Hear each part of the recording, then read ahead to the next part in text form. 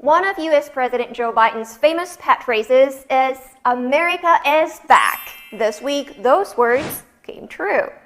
U.S. troops scramble to evacuate as Taliban took control of the presidential palace. It reminds me of a similar scene when wild protests took place in America this year.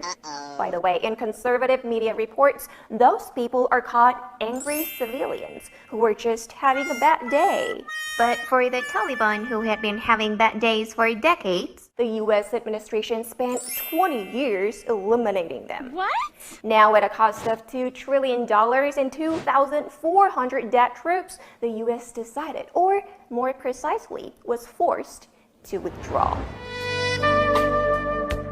At the right beginning, the U.S. launched the war in Afghanistan in the name of anti-terrorism. Now let's take a look. After its 20-year efforts, the number of terrorist groups in Afghanistan has gone from single digits to more than 20. Meanwhile, more than 100,000 Afghan civilians were killed or wounded, and 11 million people went homeless. The war cost an average of $60 million a day, which made it a greater swallower of American treasure than the Vietnam War. Those failures tired everyone out, except the dogs.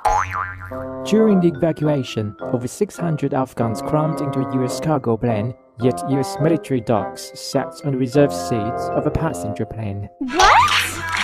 The U.S. politicians were like, "What's the problem? They're our troops too. They got the seats for their outstanding service in the war." And the dogs went, "America first." Ow.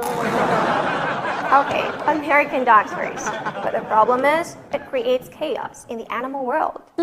Think about it. Once the American dogs are given the thought that they're the first, they really need to figure out if they're approaching others from a position of strength. While the troops were being evacuated to safety, the U.S. administration had been repeatedly claiming that it was no way a Saigon-like exit. Let's take a step back. This is manifestly not Saigon. If it's not Saigon, Mr. Secretary, is it Baghdad, Havana, Damascus? Yeah, the U.S. has fought so many wars around the world for all sorts of reasons. When asked which was the reason for the war in Afghanistan, President Biden was like, for two reasons. One,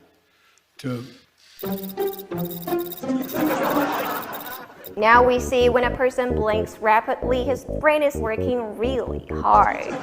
Anyways, whatever the reasons are, one thing's for sure. No one's winning this war, but at least we're learning. 1. Facing disasters, don't count on a superpower, which brings a super disaster.